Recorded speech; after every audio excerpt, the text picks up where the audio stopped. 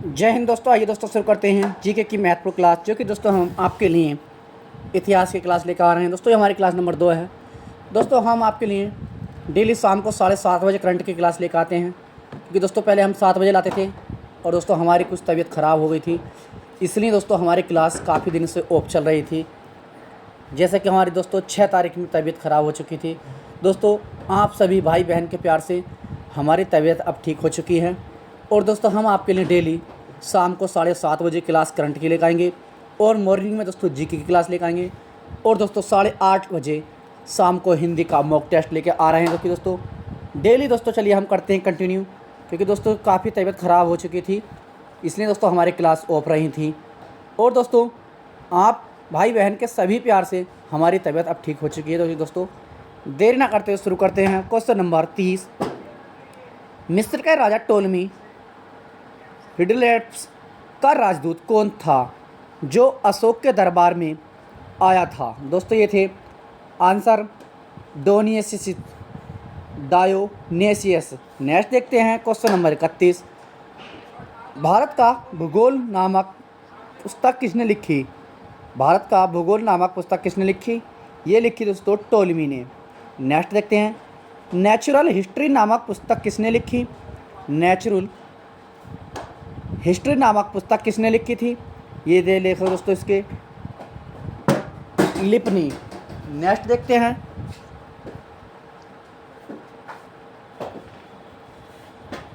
Next question है, चीनी यात्री हुआयान 402 ईस्वी में किसके दरबार में आया था?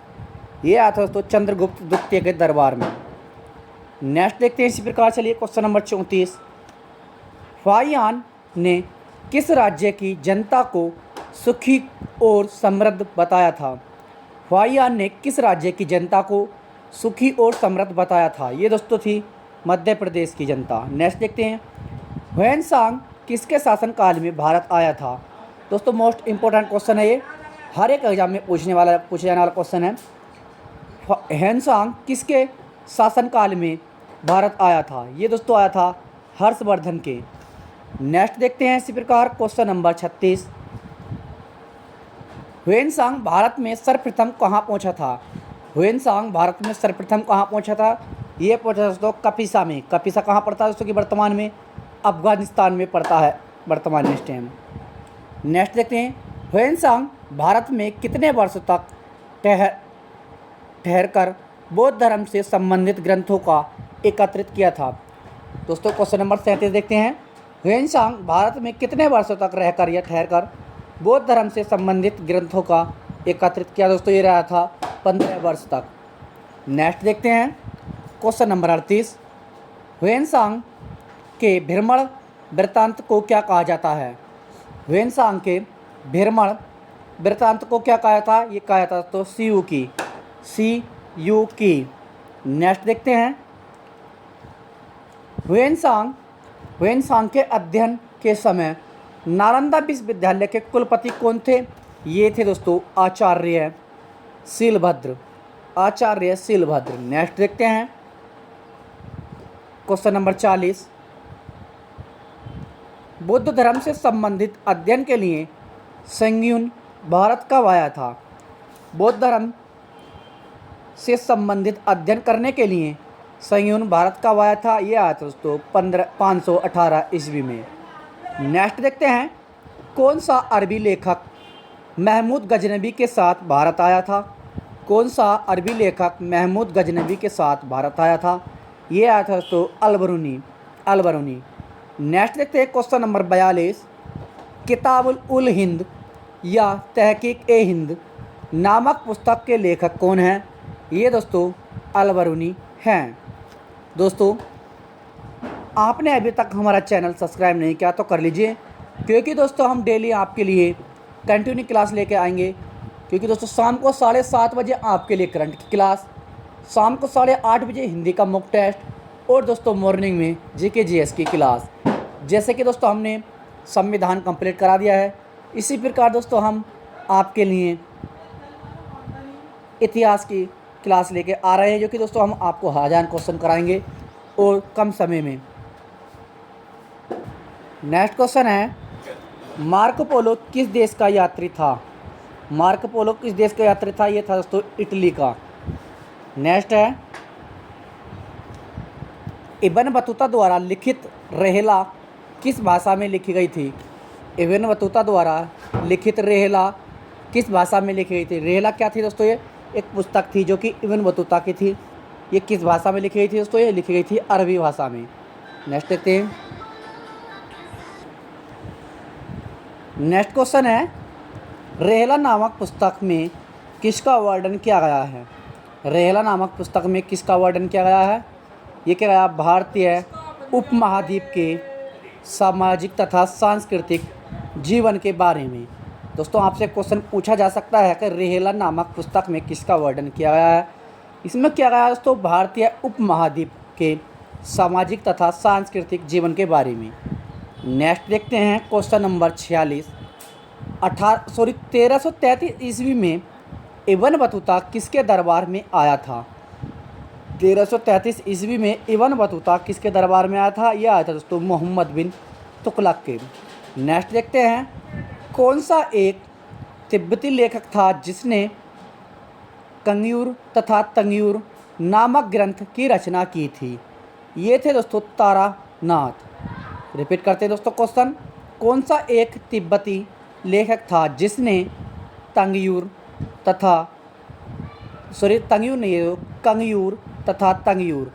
कंग्यूर तथा तंग्यूर नामक पुस्तक ग्रंथ के रचना की? ये थे दोस्तों तारानाथ। नेक्स्ट देखते हैं,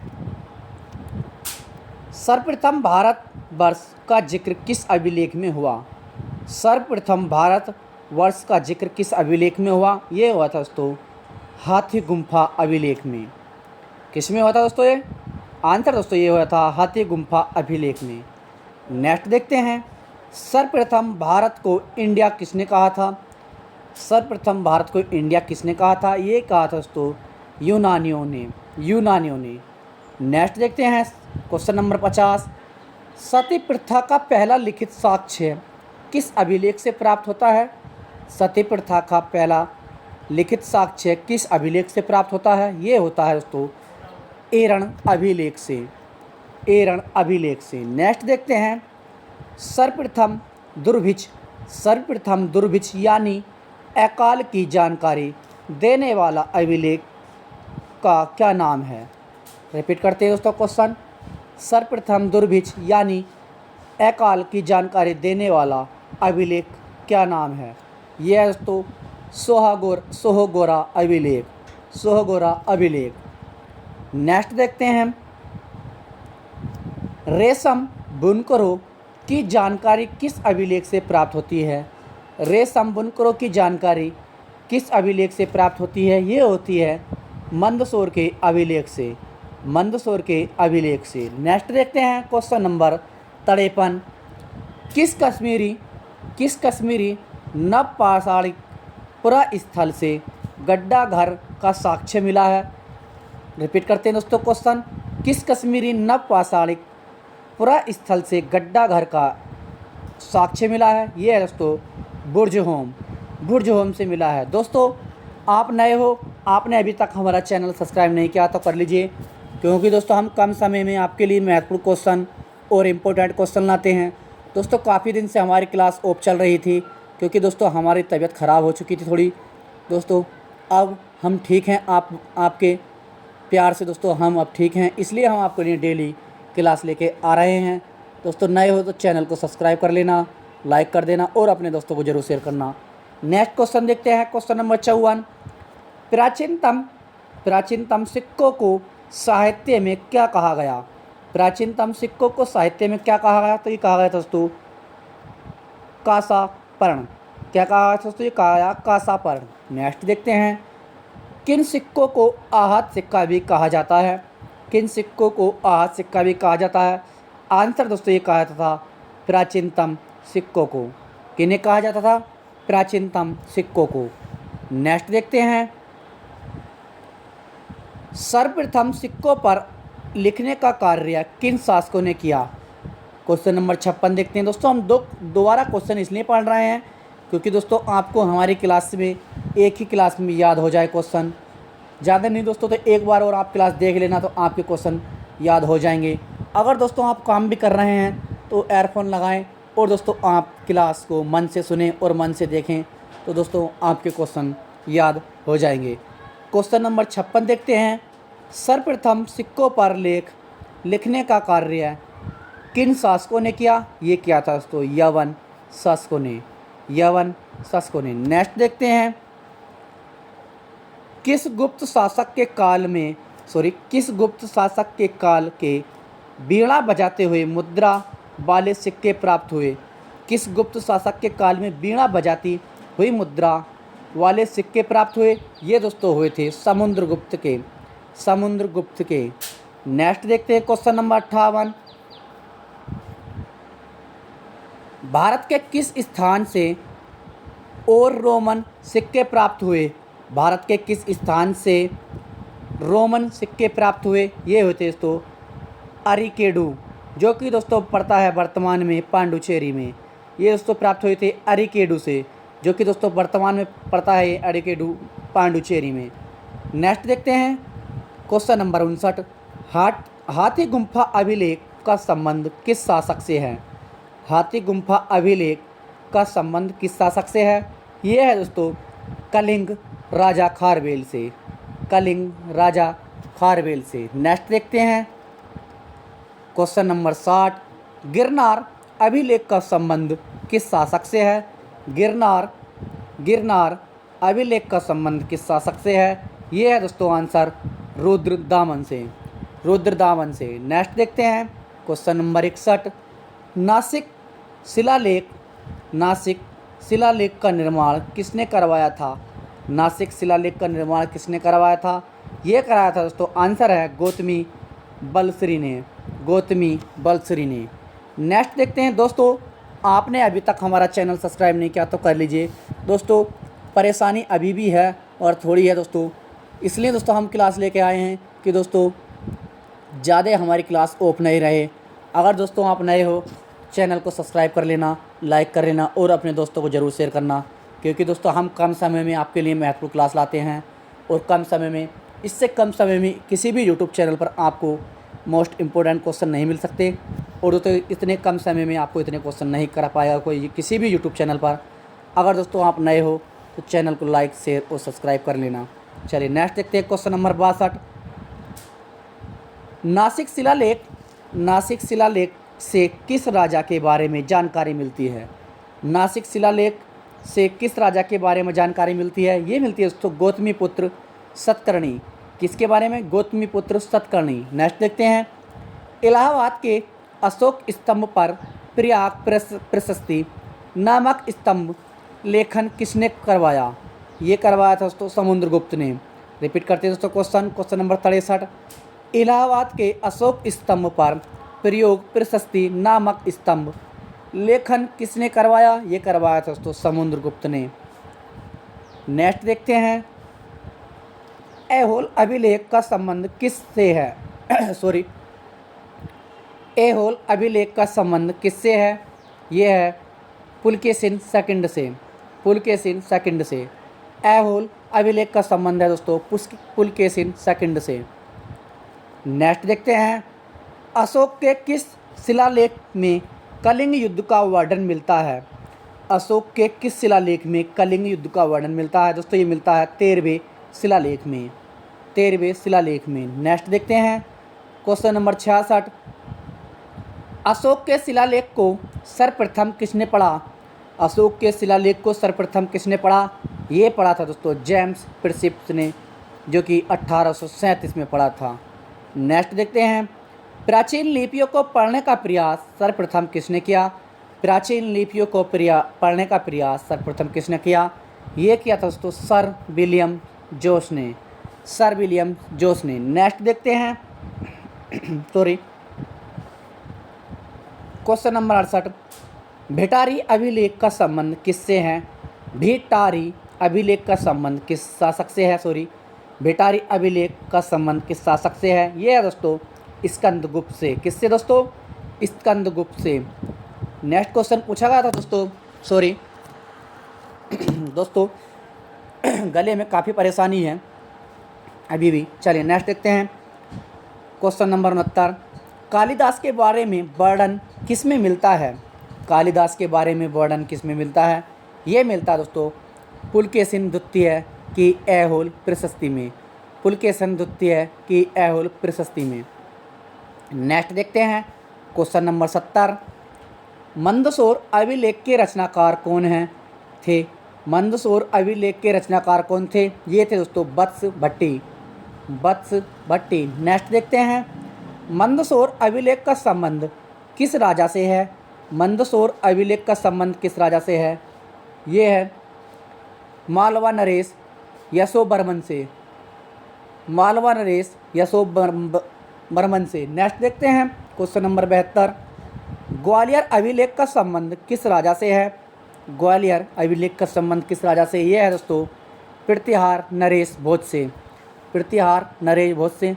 नेक्स्ट देखते हैं हर्षवर्धन के धार्मिक उद्देश्य के लिए भूमि दान का वर्णन किस अभिलेख में किया गया है?